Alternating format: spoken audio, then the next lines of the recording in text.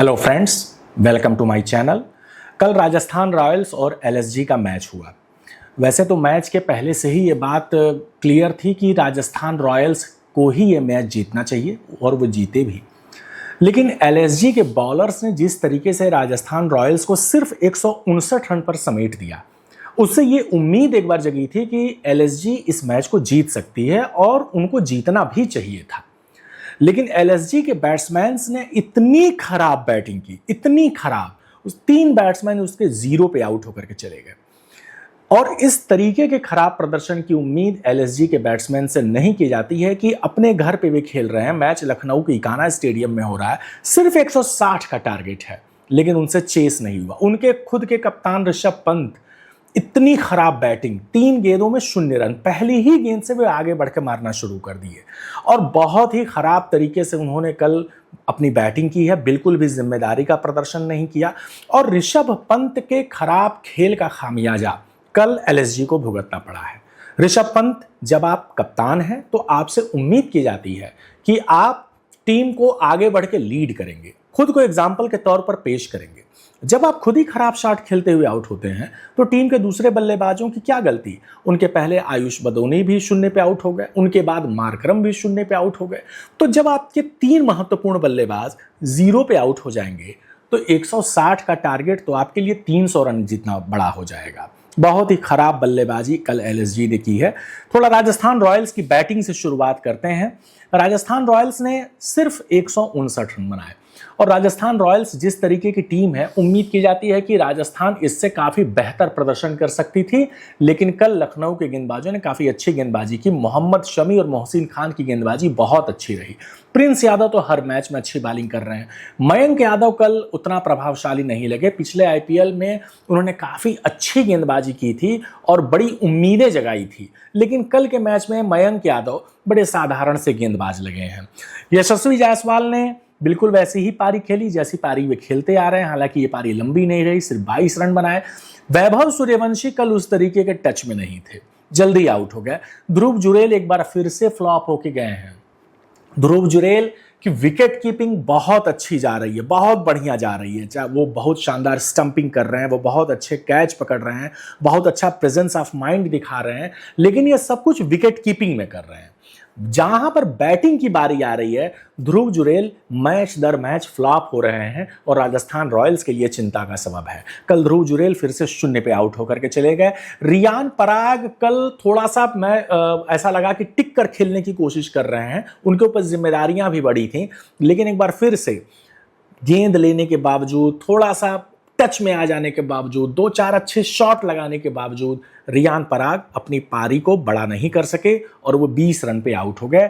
दोनों ही टीमों के कप्तान, ऋषभ पंत जो एलएसजी के कप्तान और रियान पराग जो आरआर के कप्तान, दोनों ही कप्तान अपनी फार्म को तलाश रहे हैं और दोनों ही आउट ऑफ फार्म चल रहे हैं। लेकिन कहना चाहिए कि Rishabh Pant out of form नहीं है। ऋषभ पंत को बल्लेबाजी करने से जैसे कोई लगाव ही नहीं है, उनको कोई मतलब ही नहीं है उनकी टीम जीत रही है कि हार रही है, क्या हो रहा है क्या नहीं हो रहा है। रियान पराग उनकी तुलना में थोड़े जिम्मेदार हैं, लेकिन कल उनको बड़ी पारी खेलनी चाहिए थी, जिम्मेदारी निभानी चाहिए थी। रियान पराग भी कल जल्दी आउट हो गए 20 रन बना के। सिमरन हेटमायर का ये आईपीएल बहुत ही साधारण जा रहा है।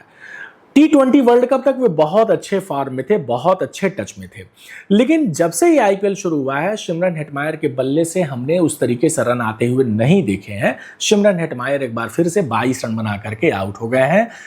रविंद्र जडेजा ने कल वो पारी खेली जिस पारी के लिए शायद रविंद्र जडेजा को राजस्थान रॉयल्स ने अपने पास रखा हुआ है। इस तरह के मैच फंस जाने की स्थिति में रविंद्र जडेजा ने अपनी जिम्मेदारी को निभाया है और पारी की अंतिम गेंद पर उन्होंने छक्का मारा है। और जब पारी की अंतिम गेंद पे आप छक्का मारते हैं एज अ बैट्समैन, तो कहीं ना कहीं उस छक्के से आपकी गेंदबाजी यूनिट का मनोबल बढ़ जाता है, आपकी टीम का मनोबल बढ़ जाता है। तो रविंद्र जडेजा ने कल अपनी टीम का मनोबल बढ़ाने वाली पारी खेली है। 29 गेंदों में 43 रन उन्होंने बनाए हैं। ज्यादा बाउंड्री नहीं है, 2 चौका और 1 छक्का है, लेकिन यह उनकी पारी बहुत ही महत्वपूर्ण पारी थी जब राजस्थान को बिल्कुल जरूरत थी एक एंकर की। उस समय रविंद्र जडेजा ने इस रोल को निभाया और उनका अच्छा साथ दिया डोनोवन फरेरा और शुभम दुबे ने। दोनों ने 20 और 19 रन बनाए और जिसमें शुभम दुबे ने सिर्फ 11 गेंदों में 19 रन बनाए हैं। उनकी पारी भी बहुत अच्छी पारी जिसमें 3 चौके आए। यदि एलएसजी की गेंदबाजी की बात करें तो मोहम्मद शमी कल फिर से एक बार बहुत ही अच्छी लय में दिखे। 4 ओवरों में 30 रन देकर के 2 विकेट। प्रिंस यादव हर मैच की तरह इस मैच में भी उन्होंने बहुत ही अच्छी गेंदबाजी की। 4 ओवर में 29 रन देकर के 2 विकेट। मोहसिन खान ने 1 ओवर मैडन डाला। जबरदस्त गेंदबाजी इन्होंने की। 4 ओवर में 17 रन और 2 विकेट इनके नाम रहे। मयंक यादव 4 ओवर में 56 रन बहुत ज्यादा महंगे साबित हुए।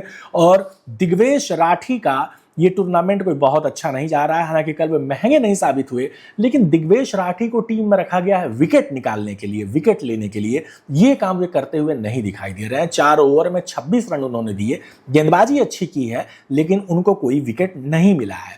अब जब बात करते हैं एलएसजी की बैटिंग की, एलएसजी की बैटिंग 11 रन पे 3 विकेट। आयुष बदोनी 0 पे रन आउट हो जा रहे हैं। ऋषभ पंत विकेट के पीछे आसान सा एक कैच पकड़ा रहे हैं 0 पे ही, और एडन मार्करम एक हवाई शॉट खेल दे रहे हैं जो विकेट के पीछे ही कैच हो जा रहा है। और एडन मार्करम तो फंस गए थे। एक के बाद एक जो डॉट गेंदें आई उसका प्रेशर उनके ऊपर बिल्ट हो गया और उन्होंने अपना विकेट गंवा दिया। मिचेल मार्श कल थोड़ी बेहतर लय में दिखाई दिए, लेकिन जब दूसरे छोर से लगातार विकेट निकल जाते हैं तो आपके बस में नहीं रह जाता कि आप अपनी नेचुरल क्रिकेट खेल पाए। मिचेल मार्श अभी तक इस टूर्नामेंट में अच्छे टच में दिखाई दिए हैं। हालांकि अपने 40, 42, 38 के स्कोर को वो बहुत लंबा नहीं कर पा रहे थे। इस मैच में उन्होंने जरूर हाफ सेंचुरी बनाई, लेकिन मिचेल मार्श को कल थोड़ी और लंबी पारी की जरूरत थी। कम से कम 70-80 रन की पारी की अपेक्षा कल उनसे थी। इन परिस्थितियों में वे आउट हो गए बर्गर की गेंद पर। बर्गर ने कल बहुत अच्छी बॉलिंग की, बहुत ही शानदार बॉलिंग की बर्गर ने। और निकोलस पूरन एक बार फिर से उनका फ्लॉप शो जारी है। आंकड़ों में तो दिखेगा कि उन्होंने 22 रन बनाए हैं, लेकिन इस 22 रन को बनाने में उन्होंने 25 गेंदों का सामना किया है। तो निकोलस पूरन जिस तरीके के बल्लेबाज हैं और जिस लिए वो एलएसजी की टीम में रखे जाते हैं, इस टूर्नामेंट में, इस आईपीएल 2026 में निकोलस पूरन बुरी तरीके से फ्लॉप चल रहे हैं, बिल्कुल ही फ्लॉप चल रहे हैं।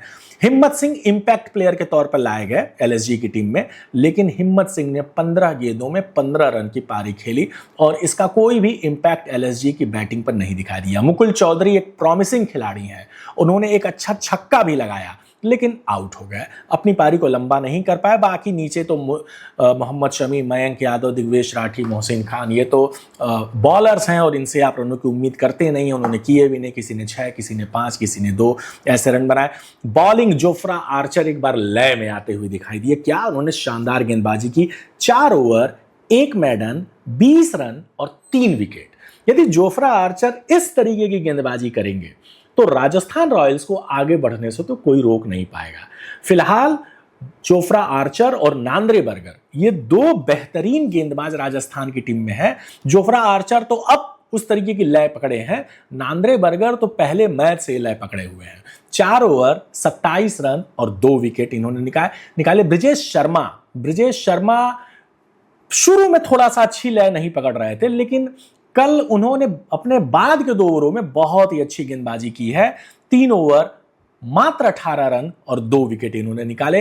रविंद्र जडेजा ने कल गेंदबाजी में भी कमाल किया है। 4 over 29 run 1 wicket. Ravi Bishnoi 3 over 23 run और 1 विकेट। तो ये स्थिति है।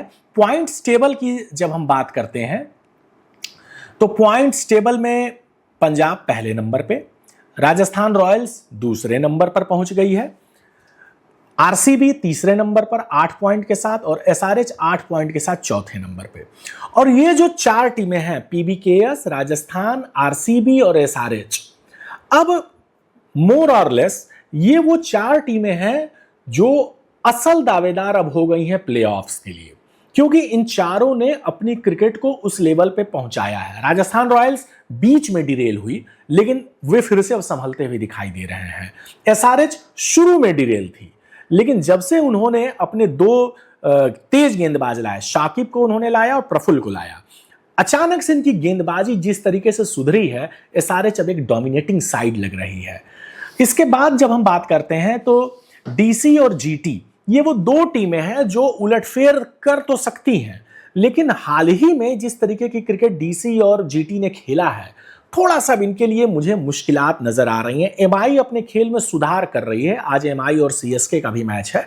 एमआई अपने खेल में सुधार कर रही है, लेकिन एमआई को टॉप 4 में आने के लिए अभी बहुत मेहनत करनी है। वे कर सकते हैं, पहले भी उन्होंने ये किया है, लेकिन उसके लिए ये भी जरूरी है कि ऊपर की जो हमारी 4 टीमें हैं, पीबीकेएस, आरआर, आरसीबी और एसआरएच, इसमें से कोई एक टीम, खास तौर से एसआरएच, अपनी खराब क्रिकेट खेलना शुरू कर दे, जो फिलहाल थोड़ा सा मुश्किल लग रहा है। बाकी सीएसके, एलएसजी और केकेआर के लिए तो इस आईपीएल में कोई चांस नहीं है। तो ये कल के मैच की समरी रही। कल का मैच राजस्थान रॉयल्स ने बड़े प्रभावशाली तरीके से जीता है। एक छोटे स्कोर को उन्होंने डिफेंड किया, 159 रन के स्कोर को डिफेंड करते हुए 40 रनों से उन्होंने ये मैच जीता है। उन्होंने बेहतरीन गेंदबाजी का प्रदर्शन किया है और रियान पराग ने एक बार फिर से अच्छी कप्तानी दिखाई है। Thank you.